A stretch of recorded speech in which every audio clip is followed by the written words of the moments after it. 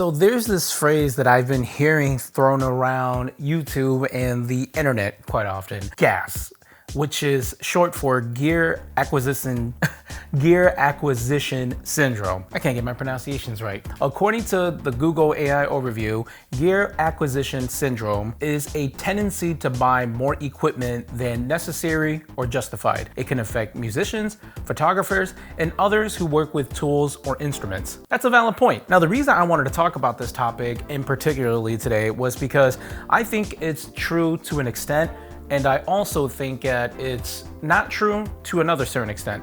Let me explain. Currently, as you can see here, I have a studio space. I am fortunate enough to be able to have sources of income where I can maintain a photography, videography studio and basically have my own little personal workshop where I can work with clients and just do whatever the heck I want. When you have your own workshop per se, you need tools to do your job. So in my case, because I do photo and video, I do need some of the essentials, which are obviously a camera, which I'm shooting with, a tripod, so that way I can shoot stuff like this without having a camera person there to hold the camera when my friends don't want to help me out, and because I have little to no friends.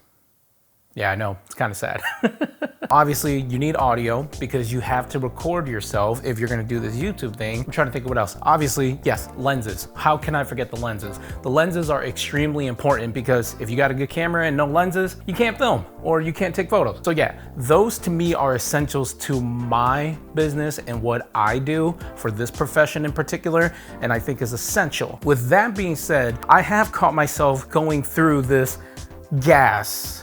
I really don't like that word because it makes it sound like I'm gassy, but I do have this g.a.s, let's call it, because I have purchased more than I necessarily need. Though I am overbuying a lot of things, I have found it extremely essential when I have a lot of this gear that it has helped me with my productivity. So for example, I do not need this many C-stands. And let's unlock the camera and show you guys real quick. I currently own one C-stand over in this corner, and then I own a C-stand over in this corner. And then if we took the camera and flipped it around to this side, this is how I'm currently lighting myself.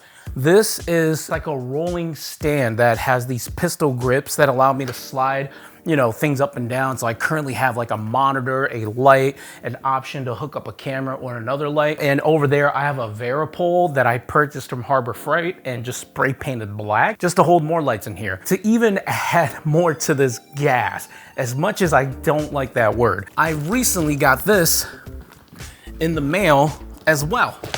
This is another C-stand that was sent to me courtesy of B&H. If we did the math, I currently own 3 C-stands, potentially 3 heavy-duty light stands. I think about 5 regular flimsy old light stands. I have a rolling stand, 2 Varipoles, one's off camera. That's a lot of overkill. And I'm currently shooting on a carbon fiber tripod, and I have a couple tripods laying around too through my years of having g.a.s. Let's put this back real quick. Ugh.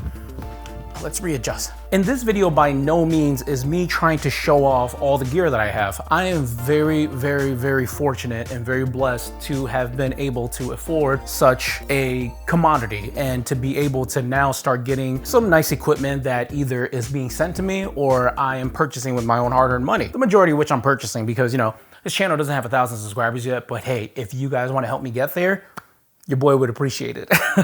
With these years of acquiring all this gear, it has helped me in many situations, especially when it comes down to client work. For example, product photography. It has been extremely helpful to have a C-stand with an extended boom arm that allowed me to put a light overhead and just basically beam light that way and shoot that way. It has also been very essential to have all these different mounts where I could put different lights, so that way I have more options. So for example, what you're seeing here is a little bit on the warmer side of things on the color, but because I have so many light options, I can simply just go right into my application, like my Amaran here. If I want it to say look cooler, I am now in a cooler space, and it actually gives you an entire different vibe, which is awesome because it helps me create content faster. And that leads me to my next segue, which is productivity. Though gear acquisition syndrome is shunned upon because who likes having gas, right?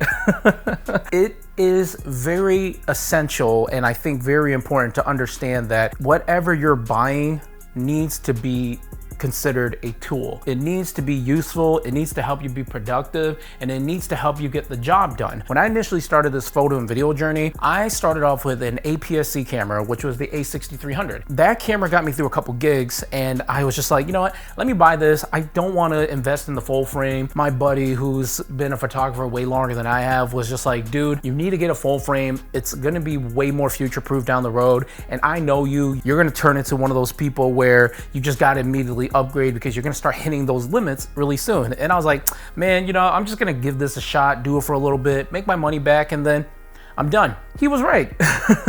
I had the A6300 for possibly maybe less than a year, and I immediately went up to the A7 III, which was a full frame camera if you don't know that. And the A7 III lasted me for like another year, and then I ended up getting an A7 IV because I bought the A7 III thinking like, you know what, I don't really need 10-bit color video. I don't really need all that. 8-bit's fine. I don't need a flip screen. It's not essential. Then YouTube and social media became a thing, and that's what happens. You can't flip your screen, right? You gotta buy a field monitor, which adds more equipment. Then you gotta buy batteries for the field monitor. Then you gotta start buying accessories to make them all work together. If I wanted to avoid this problem, I should have just bought the A7 IV and called it a day. I would have had a flip screen. I would have had the 10-bit video so I can color adjust and color correct and post and just have more room to play with in case I mess up my lighting or my framing and my shots, and just have more options to play with. That was my mistake, and then I kept rinsing and repeating the process. I bought cheap tripods that I shouldn't have, which led to this small rig that is finally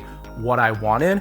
And then I also kept buying more APS-C cameras, even though I was just complaining about how I wasn't supposed to and how I traded it up. I ended up buying a couple more A6400s because my mentality was, well, it's cheaper than buying one full frame camera if I just buy multiple APS-C cameras, only to find out that it's a lot harder to color grade all that footage because though it's possible, you spend a lot more time doing it, which is inefficient when you're a one-man band like me. So I ended up taking all that gear that I bought over and over and over and resold, reselled, traded, and now I'm stuck with gear that I actually use on a daily basis. You might be saying, aren't 3 full frame cameras overkill? Heck yes it is, and it's super expensive. With that being said though, these 3 cameras have enabled me to do my job better. The A7R5 has been so convenient for photography that I literally use that for every single client gig. And when you're giving your clients 61 megapixel pictures on a full frame camera, it looks absolutely amazing. When you're shooting content like this on an FX3 and you're color grading, it's extremely easy. And when you're shooting with an A7 IV as your B cam and even your A cam, because it's just a great hybrid camera, it makes things easy. When I have a microphone like this to talk to you guys and it's not wired, it makes things easy. Where I'm going with this is the tools make things easy. It makes you more productive. And if you buy gear that you actually like, it actually inspires you to go and do the work. And it's the same thing with like, if you're into tools, if you're into, you know, workshopping, woodworking, right? You buy a good set of drills, you buy a good set of saws, it makes the cutting, the woodworking, the soldering, the sanding so much easier. When you get some nice tools, it makes you actually want to make stuff. If you are a content creator and you have a nice camera with nice audio and a nice lens and a great tripod that's easy to adjust because you no longer have to adjust each leg individually, it makes you actually want to record. And that's exactly where I want to go today with the gear acquisition syndrome. I really should just say gas. I have a bunch of gear, and I'm going to be honest,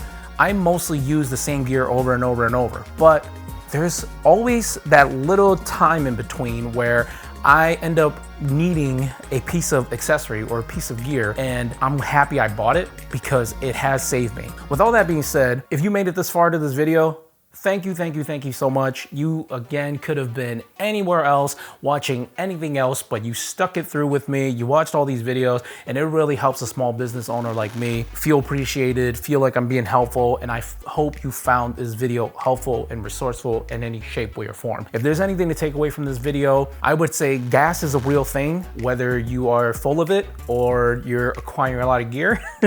And if you're gonna buy something that is gonna inspire you to go do stuff, whether it's tools to work on your car, do some woodworking, or do content creation, or, you know, just anything. And think about the productivity. Buy something that's gonna make your life easier. With that being said, I hope you guys found this video helpful again. Thank you so much for tuning in. I really appreciate it. I never would have thought that I'd even see 300 subscribers. So this has been a heck of a blessing, and I'm very happy to have you guys here with me. And I'm very happy that I've been seeing, you know, so many people in the comment section just tuning in and watching my videos, and, you know, just getting the feedback. Anything that you guys are giving back is just greatly appreciated, and it feels great to be networking with the community and just be this engaged and just be this inspired, and, you know, just be engaged and talking about stuff like this. So yeah, with that being said, I really do have to go unbox some of this gear, as much junk as I just talked about, this gas, let's call it. Until next time, this has been your boy Fongo over here at FL Productions, and I'm out. Peace.